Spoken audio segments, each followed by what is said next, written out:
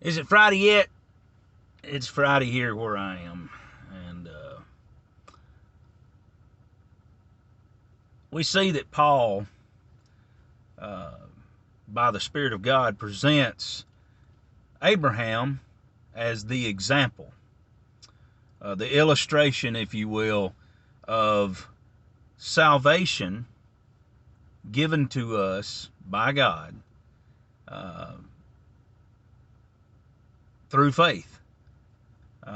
Righteousness was granted to Abraham because he believed, because of the faith that was given to him by God. And Abraham is the great illustration that Paul presents, the prototype, if you will, of righteousness imputed to him because he believed God. And actually, the whole book of Romans, actually the whole book of the Bible, is to present to us that salvation is not by works. It's impossible, and it is given to us. Righteousness is imputed to us, granted to us through faith, given to us by God. As a matter of fact, Romans, the very first chapter, the very first verse, Paul tells us in that verse alone, that it is the gospel of God. That is good news to us, that salvation from his wrath, his judgment, is given to us by him totally through faith that is given to us. The gospel of God. It's amazing. It's such good news. And in those first few verses, actually, I'm paraphrasing, but through verse 1 through verse 6, it goes something like this. It's the gospel of God that brings about the obedience of faith. I mean, Jesus is declared the Son of God with power by the resurrection from the dead, and he says, you are also the called of Jesus Christ, like Abraham was the called of God.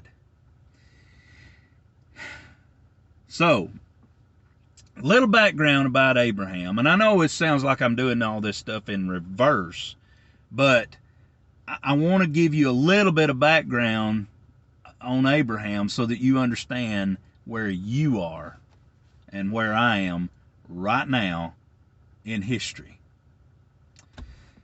Well, according to Paul, he's the go-to, the illustration, the prototype, as I said, of faith. You want to know anything about faith? Go to Abraham and look at his life.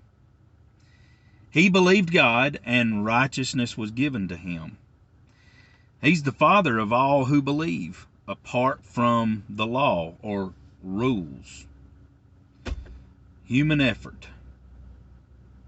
And actually in Romans chapter 4, verse 16, the promise of righteousness is guaranteed to all who are of the faith of Abraham. Now that is scripture. That is inspired scripture by the Holy Spirit. And we learn from Abraham the same faith that brought him righteousness is what brings us righteousness. By faith, by the faith of Abraham, by the same kind of faith, right? And so a little bit of history about Abraham. He was originally called Abram, which means the father of many. And by the way, he was very inappropriately named at that time. And he was the father of nobody. And at about the age of 60, God called him out of Ur, out of idolatry, and out of his circumstances, where he was. I mean, totally called him out of it. And we see that it was a sovereign call by God, similar to that of Paul and the rest of the apostles. What do I mean by that? Well, they had very little to nothing to do with the call on their life. Nothing. God sovereignly called them. And Abram at that time, he heard the call, and he believed, and he obeyed, and he went. How did he believe that? I mean, he had no seed, and yet he had a promise. He had no land, and yet he had a promise. Why did he believe? Why did he believe that? In Haran, I mean, he made it. He made it to Haran with the baggage, with his relatives, and with stuff. He had stuff. And he was in Haran for about 15 years. Not quite the full move that God had intended for him, but now at the age of 75, he heard again the call to go to the land that I will show you. Well, he believed, and he obeyed, and he goes. And God speaks to him again, and he changes his name, and he changes Sarah's name too, from Abram to Abraham, from Sarai to Sarah. And he believes. And why did he believe? He had no reason to believe. He didn't have no seed, and he still didn't have no kids. He didn't have no land. And he didn't have anything really to put his finger on. All he had was that God called him out. Could it be that faith was placed in him? Could it be that it was supernatural? Because we see that it was not easy. There was nothing easy about this call on Abraham and on his life. Nothing easy about it at all. God speaks to him, changes his name. He believes, and even through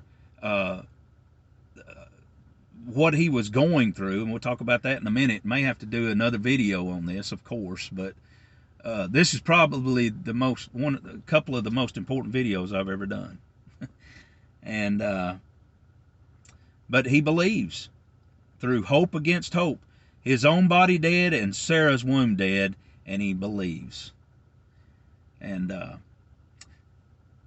going to have to finish this up on another video, but take all I say with a grain of salt, and we'll finish it up in just another video. Thank you for patience with me.